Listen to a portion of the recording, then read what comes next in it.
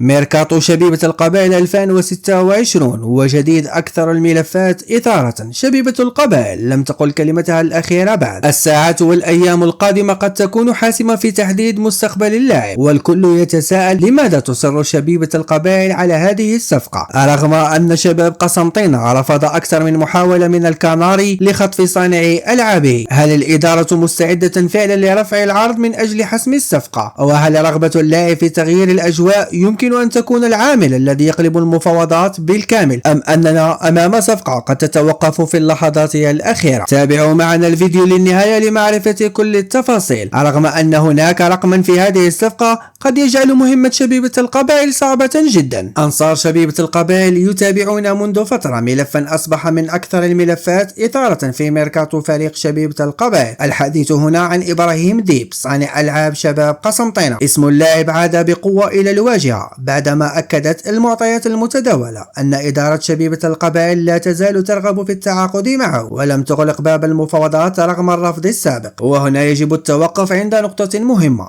لأن الأمر لم يعد مجرد اهتمام بلاعب. الشبيبة تريد ديب بالفعل، واللاعب من جهته وحسب ما أكده وكيل أعماله لا يزال يرغب في تغيير الأجواء وخوض تجربة جديدة. وهنا تبدأ القصة. شبيبة القبائل تبحث عن تدعيم حقيقي للفريق خصوصا في الجانب الهجومي، وإبراهيم ديب يعتبر من الأسماء التي يمكنها تقديم الإضافة في مركز صناعة اللاعب. ولهذا يبدو أن إدارة الكناري بقيادة يزيد منصوري والمدرب كريم بالحسين ترى أن اللاعب قادر على منح الفريق حلول إضافية خلال الموسم القادم. لكن المشكلة ليست في اللاعب، المشكلة في النادي الذي يملك عقده شباب قسنطينة. إدارة السنافر بقيادة طارق علامة لم تكن مستعدة للتخلي عن اللاعب بسهولة، بل إن موقفها خلال الفترة الماضية كان واضحا جدا. رفضت تسريح إبراهيم ديب. إدارة الكناري دخلت المفاوضات بالفعل، وكانت هناك محاولة أولى ثم محاولة ثانية، لكن العرض الثاني هو الذي لفت الانتباه بشكل كبير. بحسب المعطيات بلغ العرض المالي حوالي 4 ملاير سنتيم. وفق ما يتم تداوله طلبت مبلغا أكبر بكثير مقابل وثائق تسريح اللاعب. الحديث كان عن حوالي 10 ملايير سنتيم، ومن هنا نفهم لماذا أصبحت الصفقة صعبة. وبالتالي السؤال الحقيقي أصبح: إلى أي حد تستطيع شبيبة القبائل رفع عرضها؟ وهل يمكن الوصول إلى اتفاق يرضي الطرفين؟ بحسب هذه المعطيات المتداولة جماهير شبيبة القبائل تتساءل: ما الذي ستقدمه الإدارة من أجل إقناع شباب قسنطينة؟ هل سترفع العرض المالي؟ أم هل ستبحث عن صيغة جديدة للاتفاق؟ أم أنها ستعتمد أكثر على رغبة اللاعب في تغيير الأجواء؟ ولهذا فإن إدارة الكناري مطالبة بالتحرك وبسرعة خصوصا مع اقتراب نهاية فترة الانتقالات. كانت هذه مجمل أخبار شبيبة القبائل اليوم. كل الأنظار تتجه إلى العرض الجديد التي تستعد إدارة الكناري لتقديمه. فهل سيكون هذا العرض كافي لحسم صفقة إبراهيم ديب، أم أن شباب قسنطينة سيواصل رفضه؟ شاركونا آراءكم في التعليقات. لو كنتم مكان إدارة شبيبة القبائل هل ترفعون العرض